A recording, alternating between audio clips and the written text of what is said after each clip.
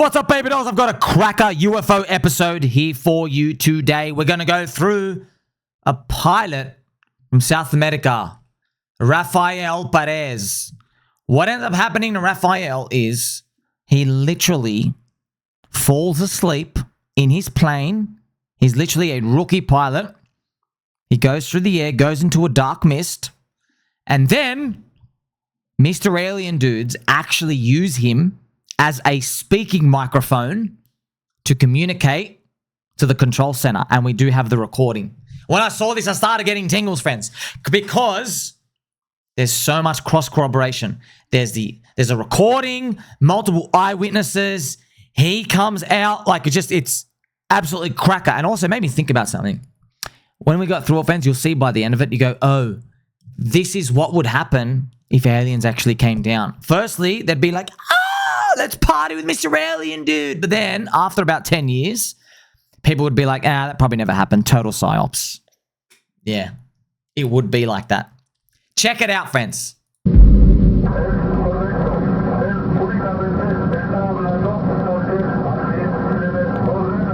What you are hearing is not the voice of a pilot in distress. This is something else entirely.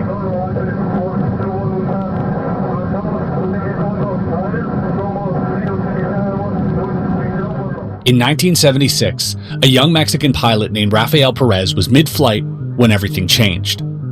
His airplane was no longer under his control, and he lost consciousness. And then, he began to speak. But the words were not his own.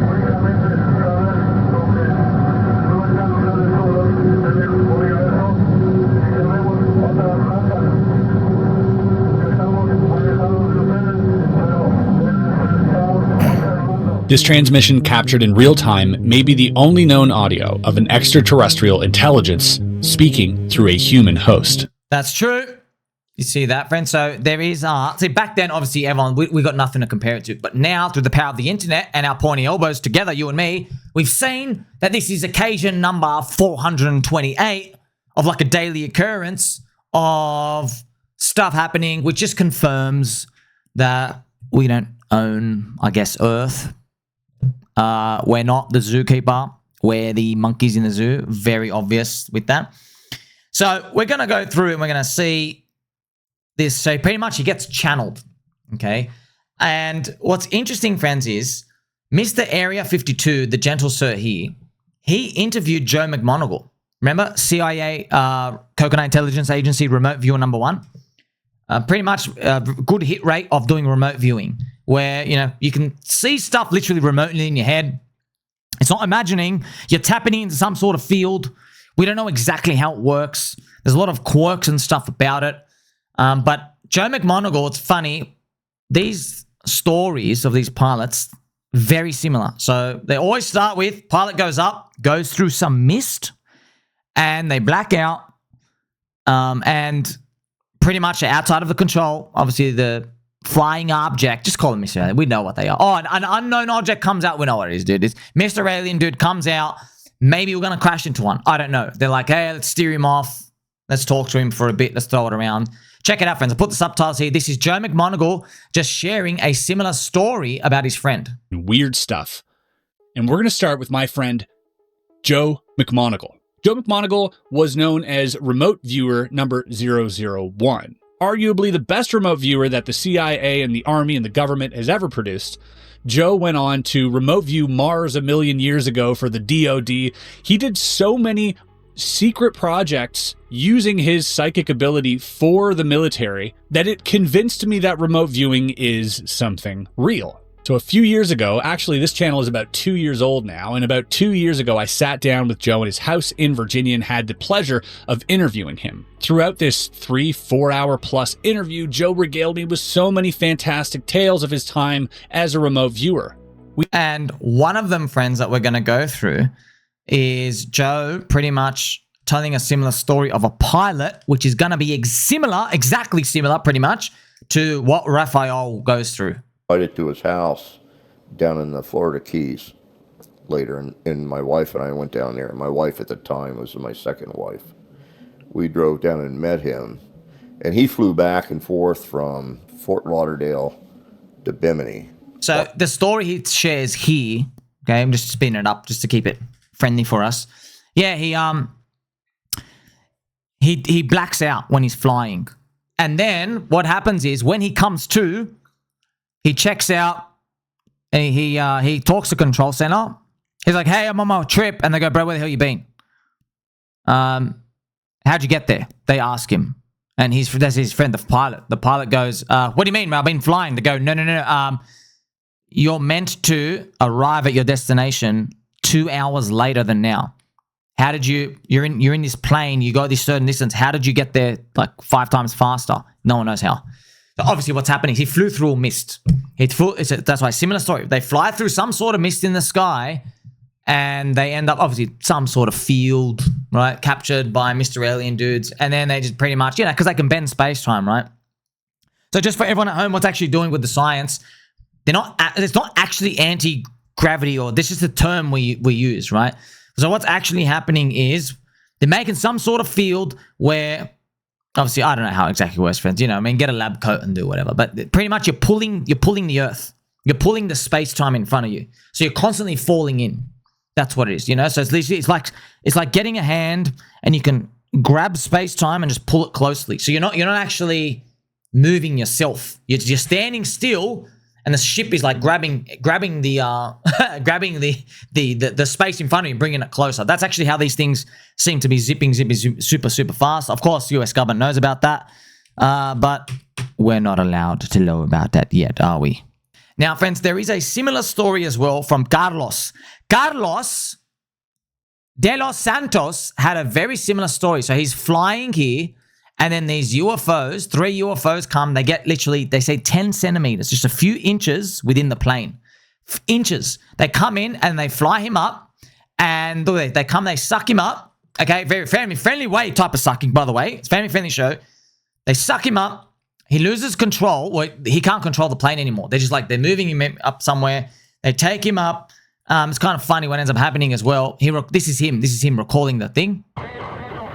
It's a very special experience for me. Now, if that doesn't bring chills down your spine, I don't know what will. So it's pretty kind of wild. Also, there is the traditional friends, men in black that appear. I mean, it's kind of funny, man. These stories, all the same stuff keeps happening. Carlos was later visited twice by the men in black. This happened twice in 1975. The first encounter was while Carlos was en route to an interview. So while driving to an interview with renowned Mexican journalist Pedro Ferriz, Carlos was intercepted. 2 identical black Grand Marquis sedans resembling diplomatic vehicles boxed in his car, one pulling alongside and the other cutting in front. The occupants? 4 men, emerging in unison and identical in appearance. They were described as followed: pale skin, blonde or light hair, Nordic, almost Scandinavian features, or as Carlos put it in his interview, they look like Vikings. Emotionless expressions, and their behavior felt robotic, stiff, and unnervingly synchronized. One man leaned into Carlos's window and said in Spanish, "If you appreciate your life, don't talk anymore." So, very common with all these stories. Very common. So, just to let you know, friends, we've seen so many of these now, we can just like pretty much guess. Those men in black, they are non-human intelligence themselves.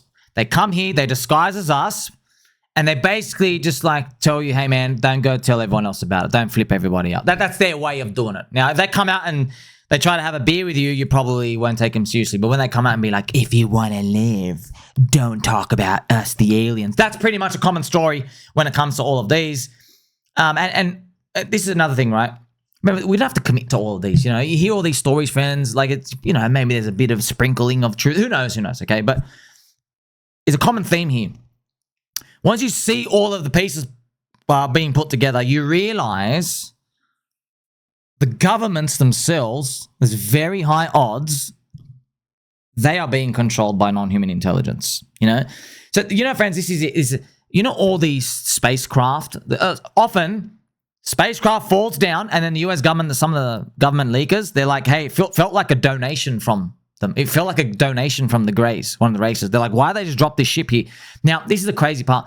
the ships, when they drop and all these things that happen, it's never in civilian territory. It's always around the US Army stuff. So there's a statistical improbability, man. It's literally impossible. You're telling me super advanced 10,000 IQ Vitalik level intelligence aliens, they're like, oh no, my ship is falling. I'm going to land right in the US Army part. Why isn't it's never in Manhattan? Why isn't it in like the middle of a Korean village?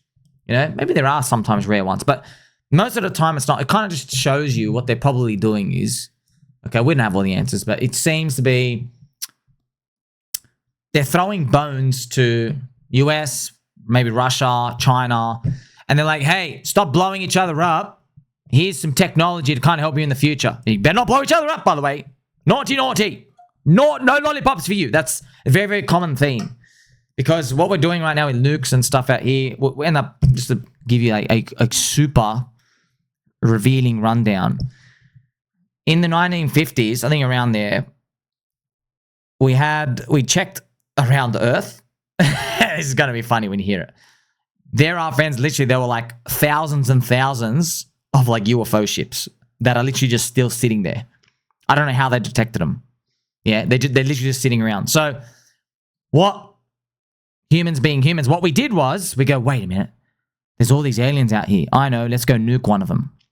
So they did, right? So they just sent one of them. And what ended up happening was after that, obviously aliens were like, what are you doing, you freaking monkeys? Then they come out and they start, yes, when you start to learn all this, it starts to make sense. It's kind of like when we have this awakening moment.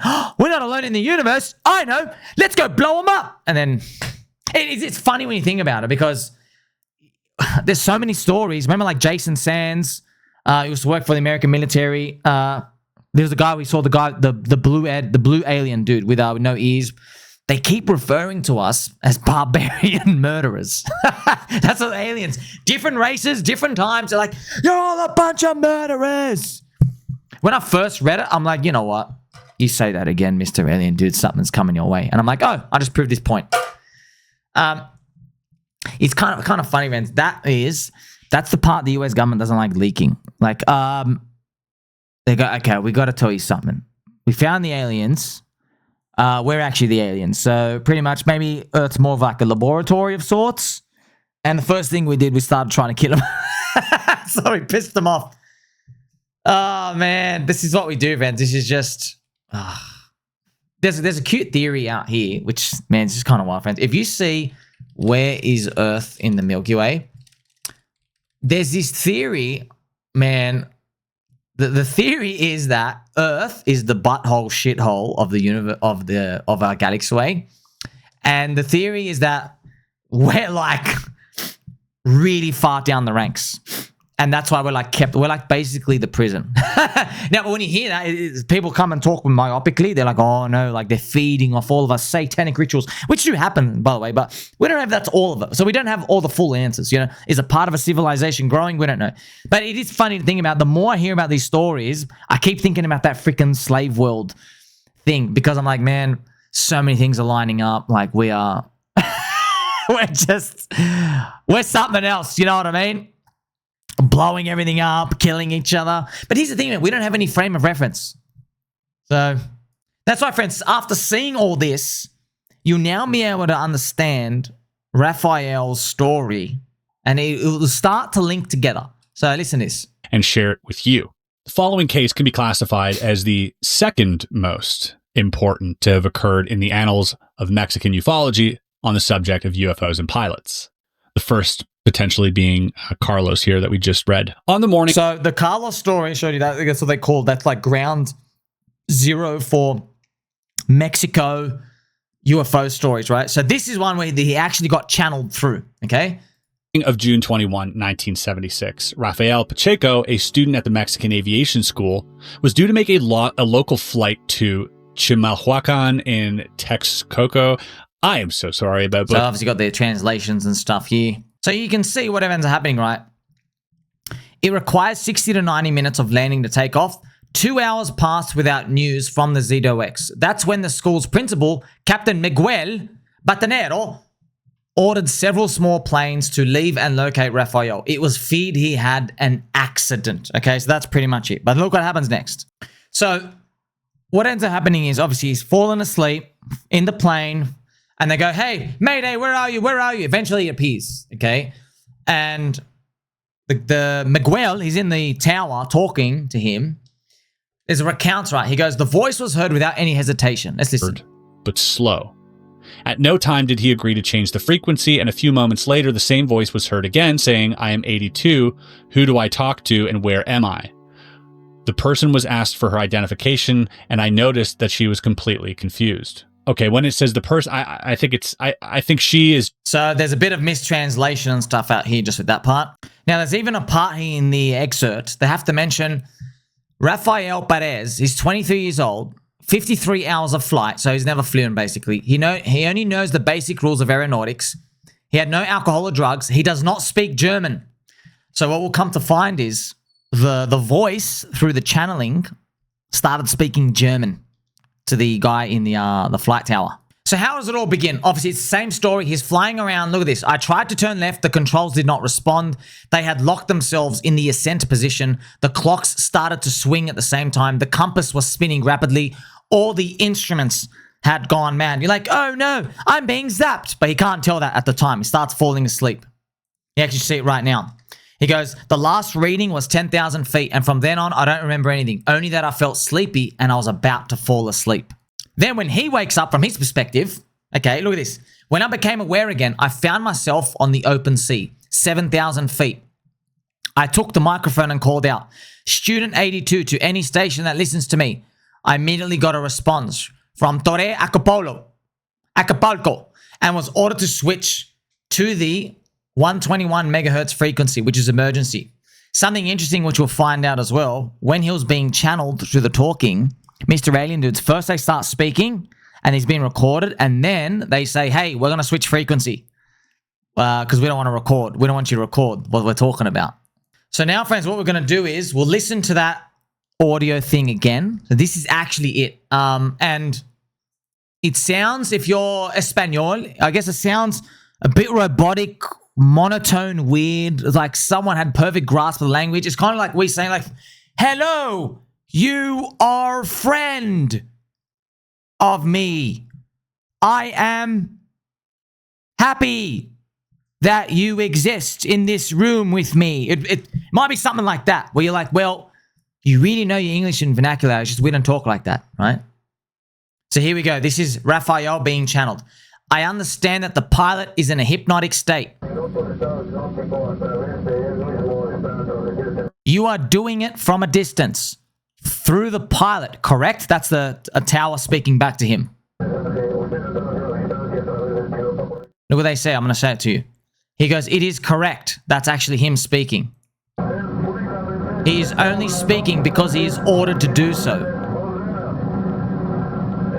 So this is his voice. He is speaking, but he does not do it by his will. We are using him as if we were using a microphone. If it doesn't really matter who we are or where we come from. It is enough for you to know that we are beings who inhabit this universe. The same to which you belong. Our planet is many light years away from yours. But I'll repeat this again. Perhaps it will seem too confusing.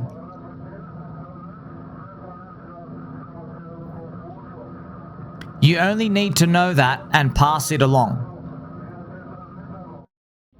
We are physically identical to you. I repeat, all the races of the universe are physically the same. You only need to know that you are not alone in the universe. And that there are other races far from you. But we are watching.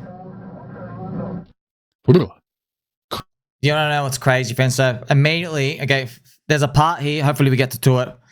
I think the guy in the center, like, we'll just go out and say it. Like, Mr. Alien Dude, do you understand you're talking to one of the most useless humans on Earth to do anything with that information.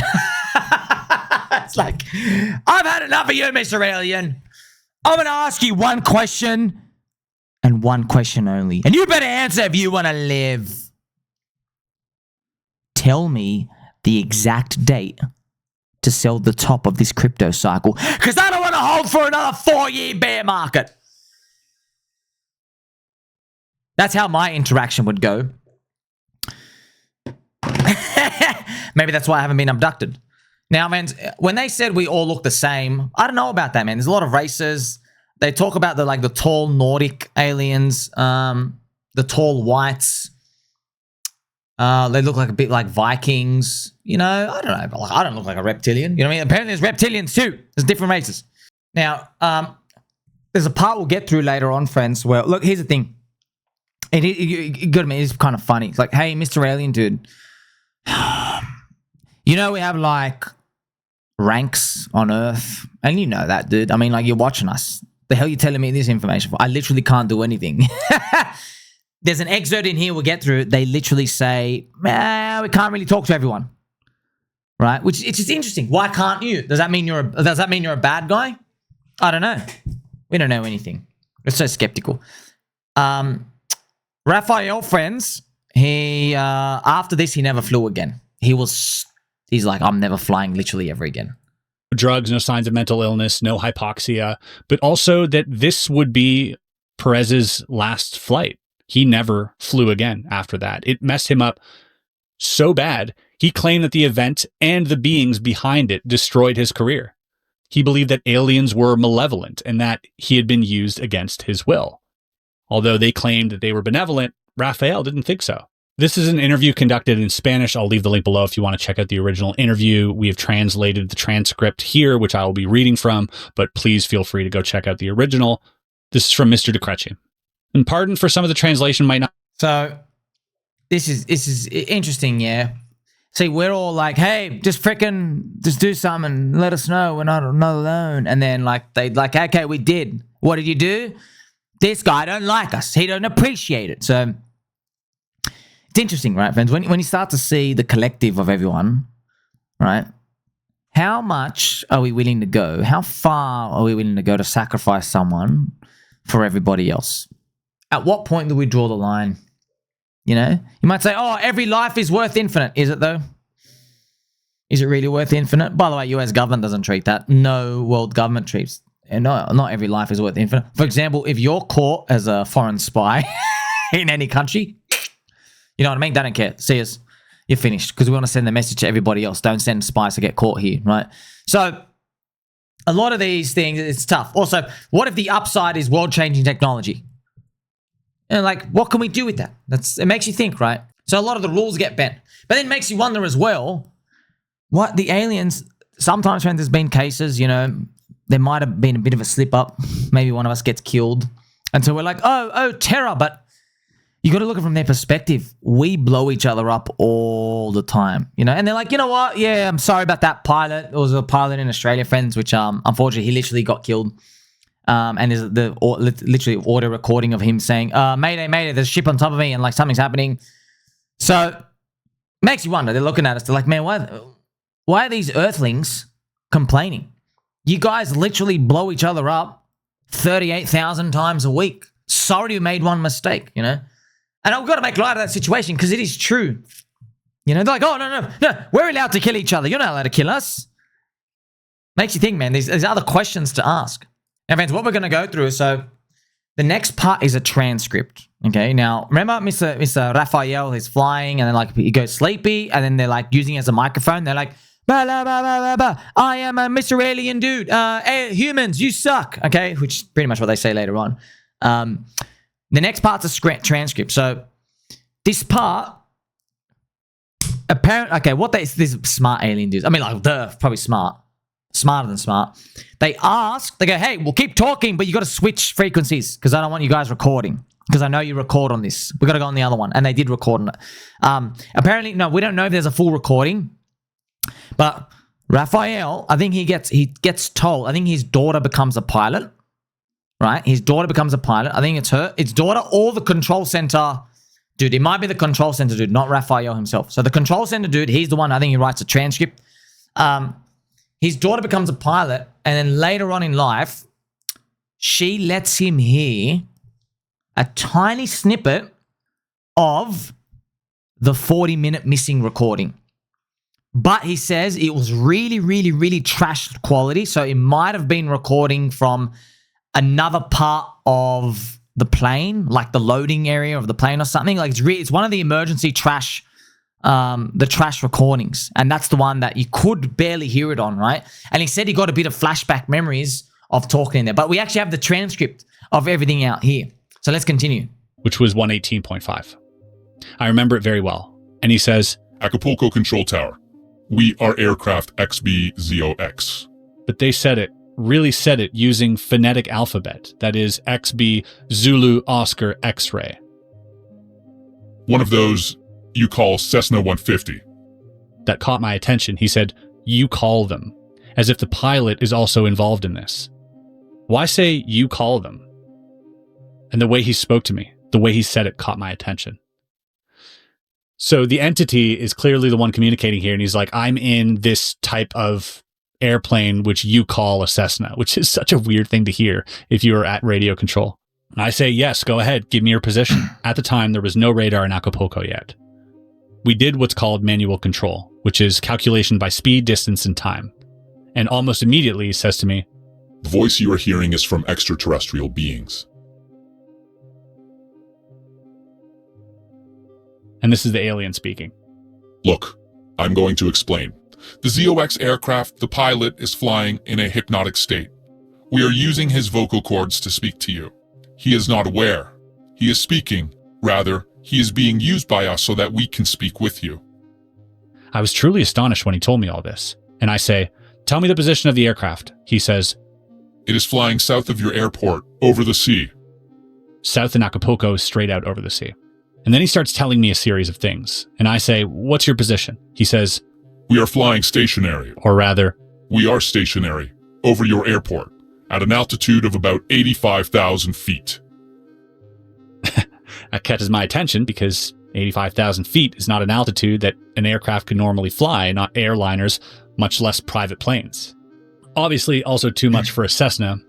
A Cessna has a service ceiling of no more than 15,000 feet or so. The ones at that altitude wasn't the Cessna, it was those people, or the people that were speaking through Rafael.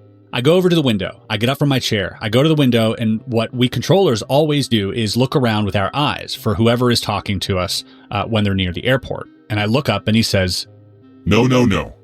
Don't look for us because you can't see us. This greatly caught my attention because the one who was speaking with me was seeing me. He saw my movements when I went up to the glass. And this really astonished me because someone can't see me if I'm in the control tower. It's a very high place. And he saw what I did. I sit down again and I'm astonished.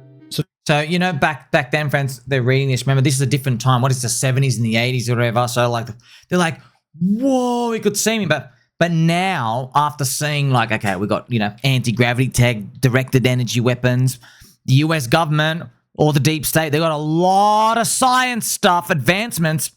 The world has not, you know, have you noticed, friends, something interesting? I was listening to Mr. Polarity, Josh, maybe a month or two ago. He said something that was very interesting. It's so true. The 1990s was the last memorable decade because technology and our society was catching up together, but then it all hit a pause. Did you notice that? It all hit a pause. Okay, the only thing saving technology is literally my bubble gun. Okay, it's true. Okay, after the 1990s, that was the last time Lockheed Martin, their CEO, and they were dropping hints like, oh yeah, we can go to the stars, or we got stuff that'll make Star Wars even impressed, okay? That was the last time they started saying stuff like that. The last time in the early 1990s. Ever since the 1992-93, silence. So what happened? Obviously, we know what happened. Just reverse engineer it in your head. Obviously, they made a freaking huge breakthrough controlling plasma orbs, MH370. They made a huge breakthrough with the science field, the torus field, however it works, how to teleport stuff, anti-gravity, and they're like looking at it going like, you know what, man, in the wrong hands, we're all cooked. So we can't tell anyone that this thing's even possible. That's probably what happened. And that's why all of us have just been fed junk, old, caveman, barbaric science trash, which is just like keeping us dumbed down, basically. You know, telling us that cold fusion's fake and all these other things. So it is interesting. And you know what? We'll never get a definitive answer because who the hell wants to admit that they set humanity backwards? But then again, do you really blame them, man? Because once you see what's possible, you know what I mean? Like, we're about to hear later on, fans. This is fucking cold. The aliens, they start shit-talking humans. so let's continue.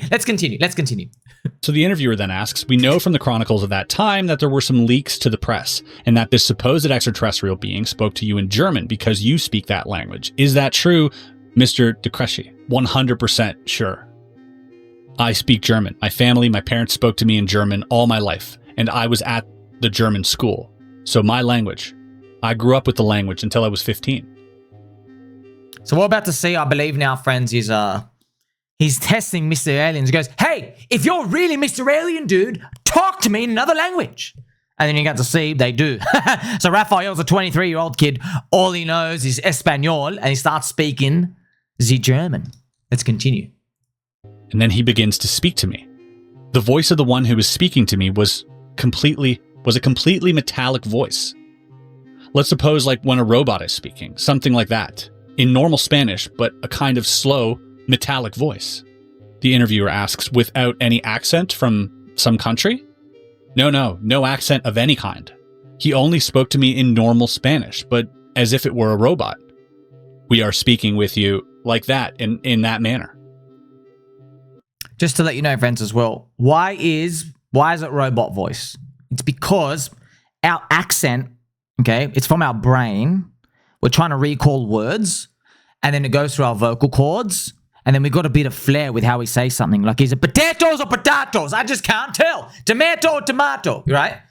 But if Mr. Alien Dude is literally controlling the signal to your brain to force the vocal cords, okay, there's no cultural flair. You know what I mean? It's literally word in, word out. It's like full efficient. It's like when we talk, it sounds robotic, but what does robotic mean? Robotic is efficient. Okay, because robots, when they talk, you know what I mean? Like it has to be the least amount of words, the least amount of conclusion. Okay, it's always the same tone. It's like, hello, how are you? You are my friend, right? That's why it's pretty much coming out like that, right? But it's kind of strange as well because like if you go in the Disney movies and stuff, it's like, oh, robotic voice, but it's kind of, I had no idea this is where it all came from. Let's continue. And then he starts telling me a number of very interesting things. He says, we are extraterrestrial beings. We are from another world. And I ask, from which world? He says, it could be any world because we move throughout the universe. And since that time, I was very interested in that kind of thing. It astonishes me. It doesn't scare me, but yes, it astonishes me because I realize I'm having an experience. And he says, we are beings from another world. So at this point, Mr. de Cresci is kind of excited because I think he's realizing that he's having first contact. Also, friends, do you remember like they're talking about Harvard scientist believes interstellar comet heading to the moon could be an alien craft heading to Earth? Do you remember this stuff out here?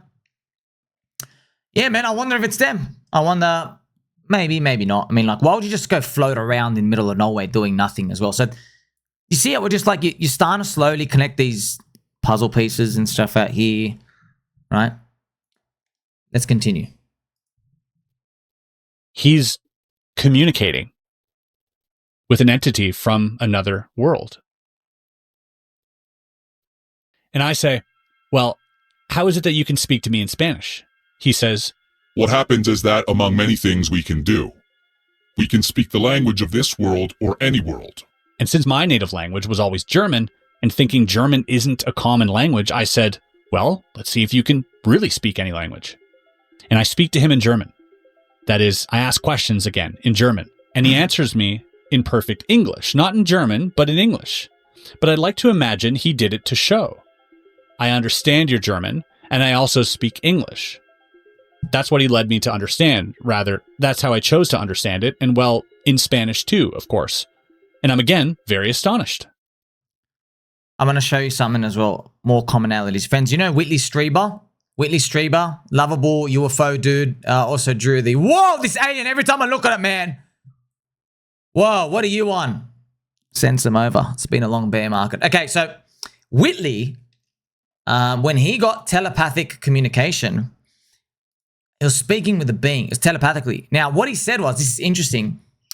So he got asked, he goes, hey, I spoke with a telebeing. They're like, hey, what did you talk about? Well, they said basically they talked to him about dog. Yeah. But what he said is, this is interesting. He goes, when they said dog to me in my brain, okay, the image of my family dog came in.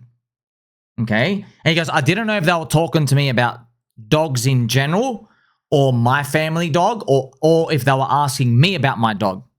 Okay, it's interesting how this telepathic stuff works. Okay, so they're beaming images to your head, right? So what does that mean? Does that mean like generic dog? So he had no idea what they were asking about. He just rolled with it. Okay, but it's interesting, right? When it comes to them talking about different languages, that's the crazy part, friend. So there's parts of the brain we just have no idea how the hell they work. Like if you think of a squeaky chair in your head, how do the different languages resonate with that? I don't know. There's probably... Could be emojis, man. I don't know. It could be emojis on like a molecular level or something out here. Obviously, it's beyond our science now that we're allowed to know. But maybe we'll come out later. Let's go on. Oh, this is interesting. So he didn't actually speak German. Oh, he responded in English. Oh, that changes things a little bit. That does add a little bit of skepticism here. So I think what happens is he goes, maybe not really skepticism, because the guy in the controller, he asks in German, and then the guy responds in English, but they're initially speaking like Espanol. You know, they're doing like multiple languages to tell you, look, man, I can speak in whatever you want. You know what I mean? Like, hurry up, little monkey. So that's interesting as well. Also, a friendly reminder, friends, just so you know, I know I've mentioned this a few times on UFO videos, just so you know, I always wondered, why don't you just come out, dude? Just come out and tell us we're not alone in the universe. What's the big deal? Okay, but Whitley, all right, Whitley Strieber, he's very confident he knows the answer why. Okay, he's spoken with them. I know it's kind of weird, but hey, the dude that spoke to the alien, he's very confident why. He says cross-colonization. And if you know anything about that, friends, we already do that on Earth. So he said, and this is true, if a super higher being comes anywhere, they get worshipped like gods. And automatically what started going in through my head is every history lesson we've ever learned on humanity, okay? When you go colonize anywhere, everyone like worships you because like you got the bigger gun, you have the big ships, no one knows how it works, and you just roll everything, right? And that defeats the culture itself. The culture gets whitewashed or gets washed away, okay? So because here's the thing, we don't have any data points on this. We're one of one. You know, are we the butthole of the galaxy? Which would be funny if that happens, right? But that's all that explains a lot. It does explain a lot. So there's a lot of monkeys out here, blue pill cucks. They're like, oh no, if there was an alien, he would come down so I could take a picture of him. You know the North Sentinels, friends? Remember Sentinel Island near India? They literally are still using bow and arrows. Okay, here they are. Ooga booga, ooga booga, ooga booga. Okay, North Sentinel Island, yeah? Imagine you're in the middle of a village and you're saying, if white devil ghost people were real, that's what they call us, by the way, white devils. If we were real, why don't we just come out and just show ourselves? If it could really go, imagine they're looking at the moon and they're like, oh, if they could really go to the moon, why don't they come out, land in my freaking village here and take me to the moon? Okay, they'd be saying the same stuff, skeptical as hell. You know? So, and by the way, if we did, half of them might be dead because you just cough and the whole island gets some sort of like disease. So like when we look at humanity itself, that's why it's not. It's just to simulate intellectual curiosity in our mind. So from that perspective, it makes total sense. Because if a massively higher being comes out, what actually happens is you stop seeking answers yourself. Yeah. It's true. It's true. And have you ever tried to teach kids homework? If you're always there, they literally just start relying on you. They just keep coming to you for the answer.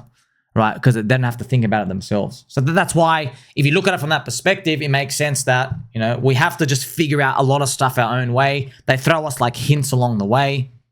But then also you go into a deeper philosophical question. What about all the jinn and the evil reptilian satanic stuff? Is that part of the program of the universe to make us eventually open our eyes to it and defeat it and enhance? Or is that part of the programming to basically crank us, like kill us? I don't know.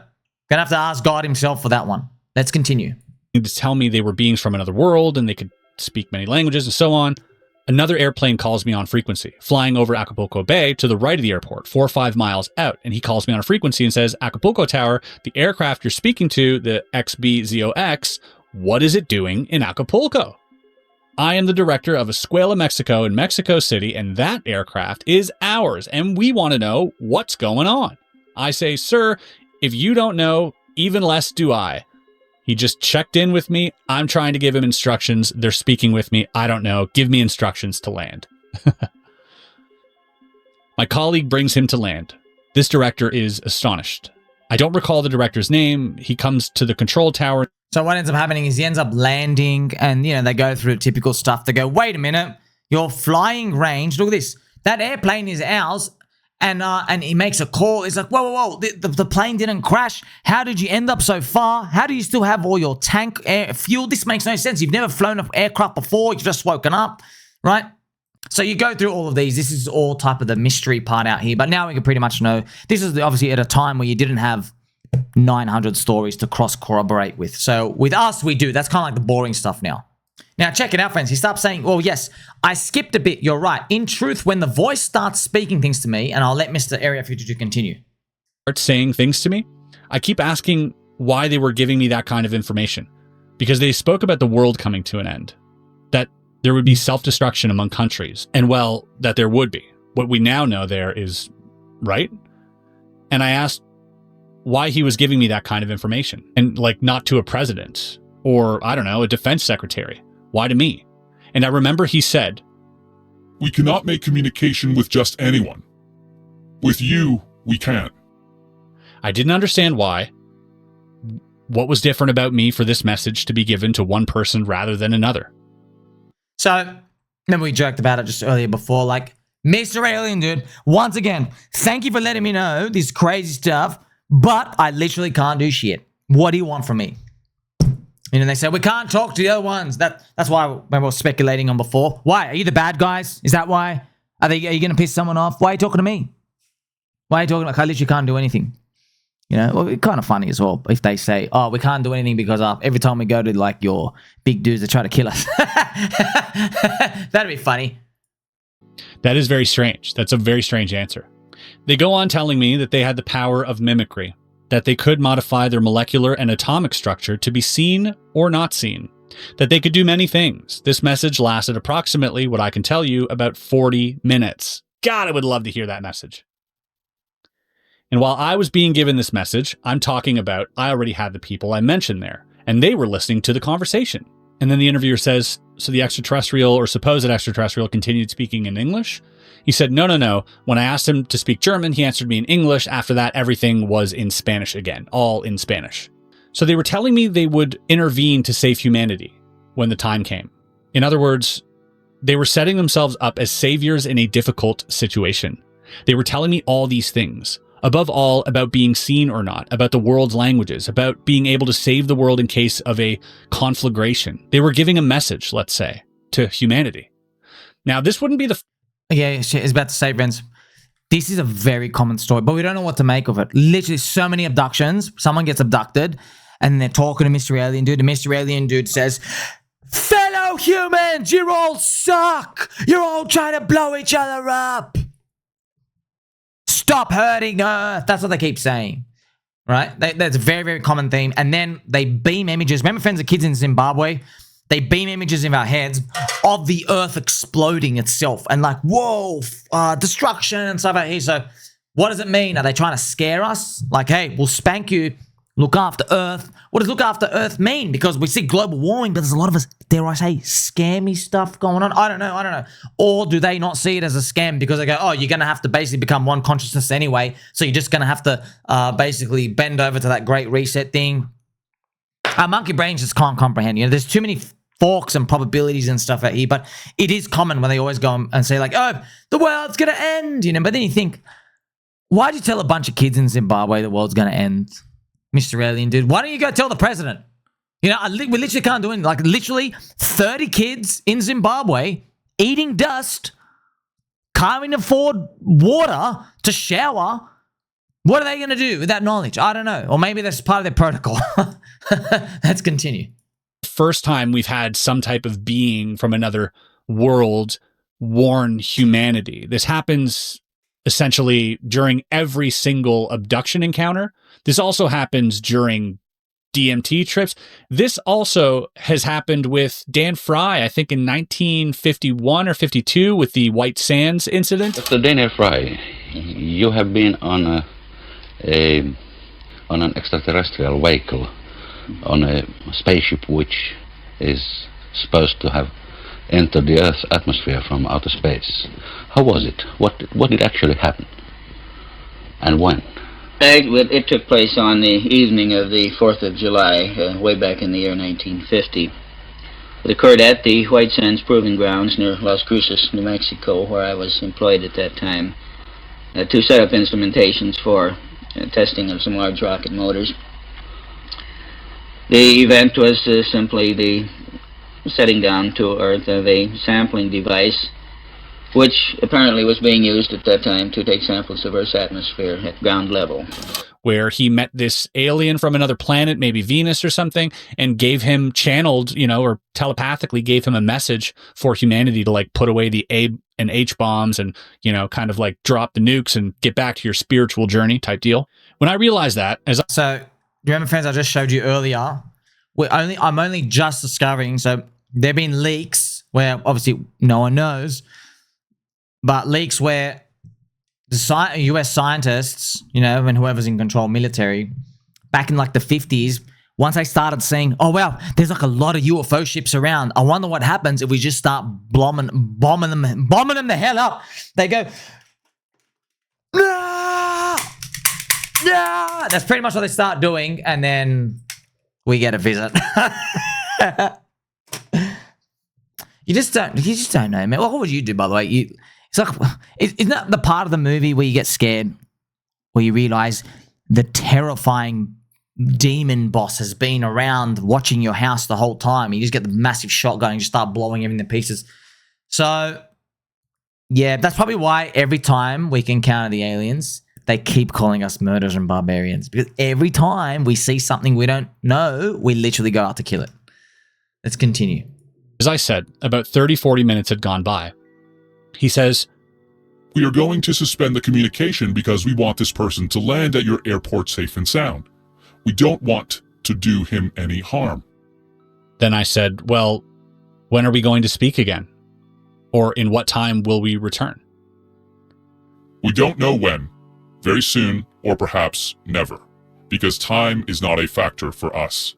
We do not take time into account. For us, time does not exist. Very soon, or perhaps never. And you will learn of our presence again. Someday. Interesting. They say we're outside of time. Yeah. Once again, very common with a lot of these abductions. When they get a moment to speak, they go, hey, where are you? What do you mean time? Explain to me. I'm just a monkey. Very common. Mr. Alien dude goes, don't worry. Your brain is like really low IQ. You won't comprehend what the hell we're talking about. We're like, you don't understand. Just time doesn't exist for us. Don't know what that means. Probably because our science isn't caught up. We're probably going to figure out what exactly time is. We're like on a linear scale of some sort of, I think there's a lot of like theories and stuff like, there's one scientist, I think, friends, he solved this in like 50, 60 years ago. He says we're like, time's like a stream and it can fork. And I think it can go backwards out, but it can also disjoint. So we'll probably find out what actually time is. And, man, a lot of these UFO ships as well, just to show you, like, concept of space-time. This is from Lockheed Martin. UFO like leakists and stuff. They say the ship, okay, the ship just looks like a little midget short saucepan but if you step inside, it's like as giant as a big like airplane hangar. So for outside, it just looks like this little thing for midgets. You get in and it's like a giant thing in there. So obviously there's some sort of space-time shifting, morphing inside, which is obviously beyond what we can create right now. But that's pretty much just showing you like of what else is possible. Whoa. This interview, by the way, that we're reading through right now was 2012. So I wonder if he'd ever had some other confirmation since then. Who knows? Well, I was truly astonished, and then the communication is cut and reestablished almost immediately, now with the pilot's voice, when he's supposedly no longer hypnotized. Without a frequency change? No, the same frequency. On the same frequency, they cause the pilot to return to consciousness, and he begins to speak. Now him, not me speaking with them through him. That is, his unconscious or hypnotized state is restored to normal. And he starts shouting at me, I'm 82, I'm 82. And I obviously don't understand. I say, what do you mean by that? I'm student 82 from Escuela, Mexico. I want to know who I'm speaking with and where I'm flying. But now he was speaking very distressed. Well, not yelling at me, but desperate.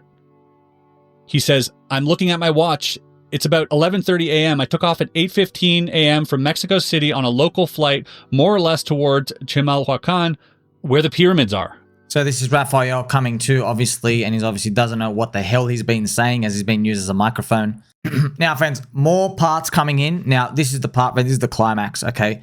So, Mr. Alien Dudes, don't think I've forgotten this message from 50 years ago. They're going to talk some mad shit about humans. Let's listen. Humanity, as if the bad ones were us. The controller says, You, for example, the only thing we see is that you make weapons to kill each other. We see that. The inhabited beings. You are the worst beings, the worst inhabitants of the universe, because we see you kill each other. That is, they rated us as the worst of what can be alive in the universe. So they presented themselves like, well, poor earthlings, right? But we will help you when the time comes. We are super good. Hey. What was that? Worst in the universe? I want you to come down right now. You got some explaining to do. Worst in the universe? There's like millions of beings. Worse than the reptilians, us.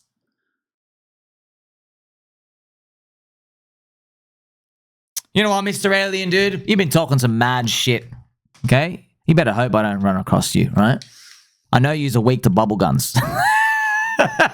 One day, friends, I really hope as AI advances, we can make a little cute animated video of me where I get my bubble gun fighting off the aliens. They're weak to bubbles! And I'm doing cartwheels and stuff on top of the ship. Pew, pew, pew, pew, pew.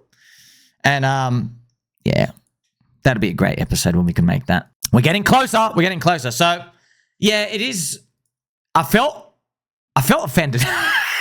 I'd like to say, you are the worst beings, the worst in the universe. Man, I'm still thinking about that, bro. That's a big statement, by the way. You know what I mean? Are you trying to teach us the worst in the universe? Come on. Let me at him. And it's kind of funny. The more we want to kill them, the more we prove the point. It's just, there's so many lessons to learn from there. It's kind of like, when we fight with each other with the races. You're the worst race. You're the worst race. You're the worst religion. And then Mr. Alien Dude comes down and goes, you're all trash. All of you. Oh, man. We should talk more about this stuff. It's kind of funny. There's so many snippets in here, friends, where I'm looking at it, I'm like, if I was making up a story, I wouldn't put that in. There's so many, that's how you can tell. There's so much truth to this. There is. Now, so remember, friends, I think that was in 1976. Yeah, so you take that and you're like, Mr. Alien Dude thinks he's some sort of sick CUNT, you know what I mean? Who are you arcing up to, bro? Worst in the universe? Come in and say it to my face. But then Jason Sands from the US military, remember, friends, he went on Joe Rogan. He was literally in here with a couple of other military guys, and they saw Mr. Blue Alien Head Dude with no ears. Let me just show you. They're like, hey, bro, you've got no ears, okay? And his ship had come down, and he went up to Jason. He's like, hey, do you have like Titrium? This was his ship. He drew the exact ship. That's what it looked like. And he said to him, hey, do you have any like he said this word like Titrium? And he's like, do you mean like titanium? He goes, no. And he says, oh, I can go ask the US base. And then the alien. So Jason said, he was speaking to him telepathically. He goes, when I asked him, hey, do you want to go ask the US base? He goes, he sent me this like image in my head, like just spitting out of his mouth. He goes, I would never go to that area with those murderers and barbarians. That's what he called us. When I heard, that was the first time I heard them like talking shit about us. I'm like, oh, they're pretty much right. they're right. They're actually right. You know what I mean? Like, if a blue freak came out, we're just killing it straight away. You know what I mean? Like that's one of our faults here. We can't appreciate things that we don't know. Because evolutionary behavior for us is literally, what's that? Don't know what it is? Let's go kill it. That's just how we're built. Yeah, so that's like another data point, man. They keep, it's a common theme. They're like, hey, man, you guys suck. You guys, every time you see something you don't know, you're like, get the bubble gun. Oh, man, it's a common theme. They keep saying, you're too violent. Stop blowing stuff up. And then we did, you know. It's like everything about us is that. Now, with Rafael, friends, obviously he comes back to, you know, because of the refuel issue, because of the languages, they saw me. And because of the pilot himself, an experienced pilot, the plane didn't have the capability to fly like that. So it's pretty much when they were asking him, why do you think it was really aliens? He's like, listen, you add up these 10 things, you know. The guy's never flown before. He comes back with a full set of fuel. That was a funny part, friends. So this is crazy, right? In the plane, Rafael, he thought he could see his thing screwed up. It said he was running out of fuel. So this is the wildest part. This is how smart they are. They emulated inside his plane what it would look like if he was still flying. But when he landed and they checked the fuel, he had a full tank. So it's like they emulated what it would look like if he was still flying, like I say, and then like, it was a full tank anyway. They're like basically playing full trickery on him on the inside. Now, friends, after all these stories, we have fun. There's some horrific stories as well. So there's an Australian pilot. It's one of the last and most famous recorded incidents where he didn't actually make it. Let's just listen. Rafael.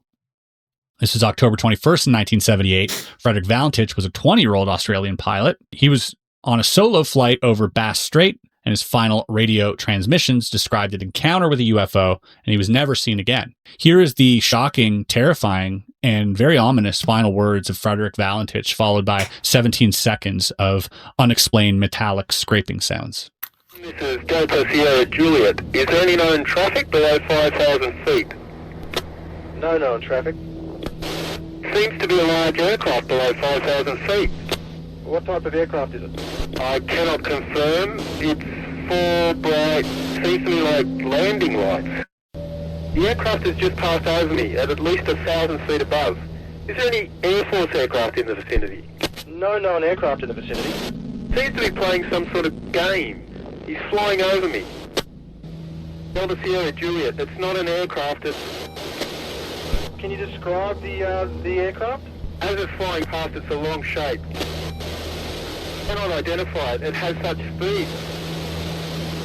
It's before me right now, Melbourne.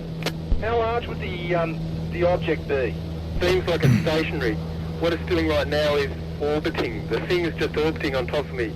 It's also got a green light and a sort of metallic, like, it's shiny on the outside. It's just vanished.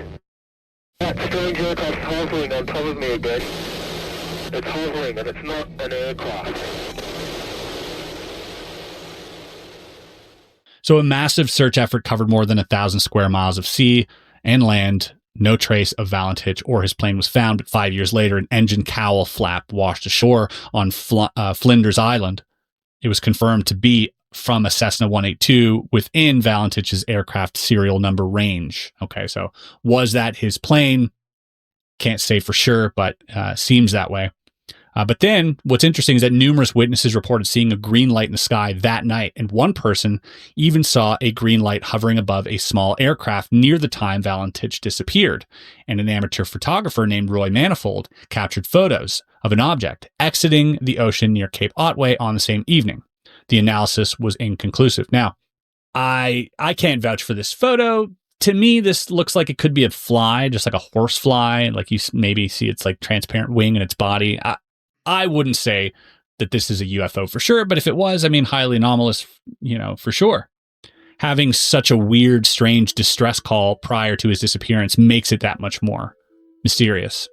Yeah, we could say mysterious, or like after 450 of these cases, we can pretty much conclude when something like they probably zapped him up and they said, "Hey, Mr. Australian pilot, we come in peace. Don't touch the bubble guns." And he said, "You know what? I'm going out with a bang." He probably brought the bubble guns.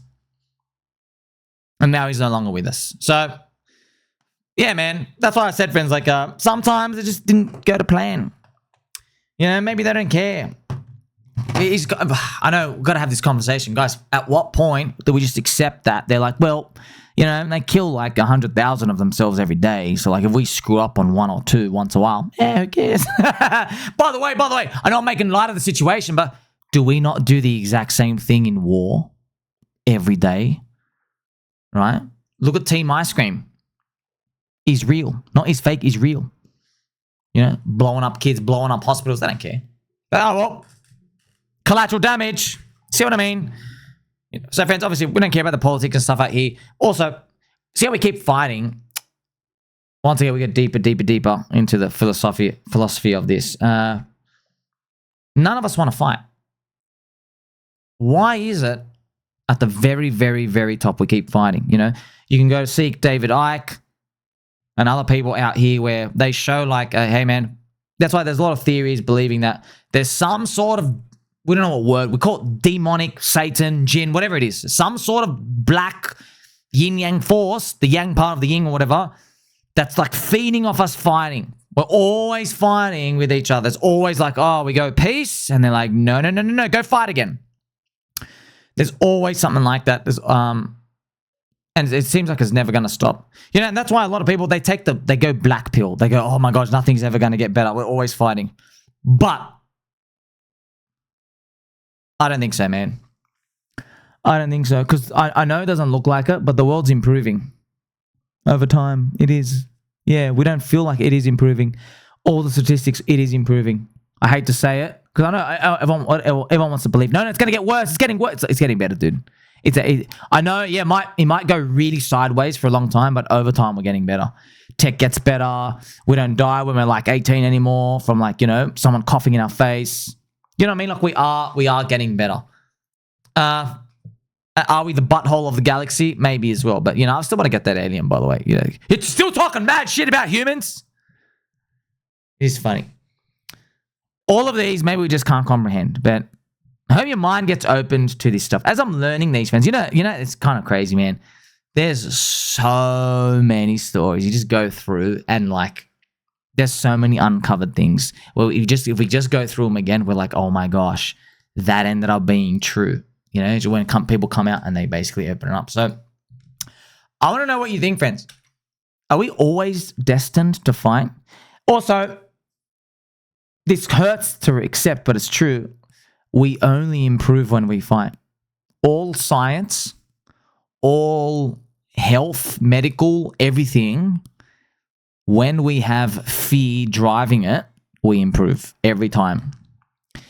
All the medical breakthroughs, the plague. Friends, I almost had this vision one day. It was like, I think it was last week, where I believe one day, we might be dead by that point, but one day we're going to discover a virus on Earth and someone's going to check out the molecular stuff and they'll find that this is not natural for Earth. Someone put this here from elsewhere.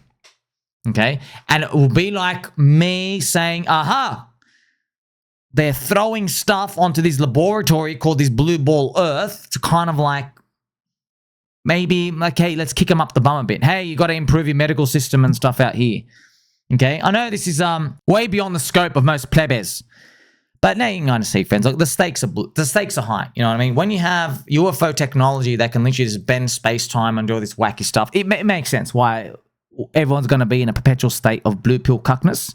But you know what? Sorry, friends, I show all of these. Even after all of that, you know, that's why I'm turbo bullish on crypto. Like, it literally, the conspiracies are true. So they don't care that they are printing money, black budget stuff, to siphon out the purchasing power of the population. Look what the upside is. Literally world domination, whichever country wins at it. Yeah? Who cares if you're rinsing out some blue pill cuck population purchasing power? If you win the race, you literally get anti-gravity tech. Why wouldn't you do it? You know, if you don't do it, what happens? What if China does it? What if Russia does it? That's probably what's going through USA military state mind. Man, they're probably way ahead of everybody else. And they're probably thinking, oh man, we better not let the competitors get anywhere near this. Because if they do, you know, that's why also in America, friends, America's philosophy, there's capitalism, but they're really scared because China, when China want to direct energy somewhere, they basically point the gun at all the scientists and they go, guess what? You're going to reverse engineer this and you're not allowed to have another job for the next 30 years. You work for us now or we'll kill you. And China can force all the scientists to do all that. That's what America's always battling. That's why as we move further and further along this decade, you start to see all these like elements of capitalism, pretty much all the rules are bent. We already know, right? Some companies have been chosen to be given UFO tech so they can go advance and the other ones go bankrupt, you know? So all of these things that we're playing out, it's all real. We know it's real. Okay, and by the way, you go, oh, only 10% of the stories are real. Guess what, man? Out of the 900 stories, that still means 90 are real. Okay, so it's a conspiracy supercycle. It's an alien disclosure supercycle. Crypto's going to pump. It's the best way to bet long on all these conspiracies being true. Let me know what you think. Press like and subscribe, belly button, or catch you in the next one.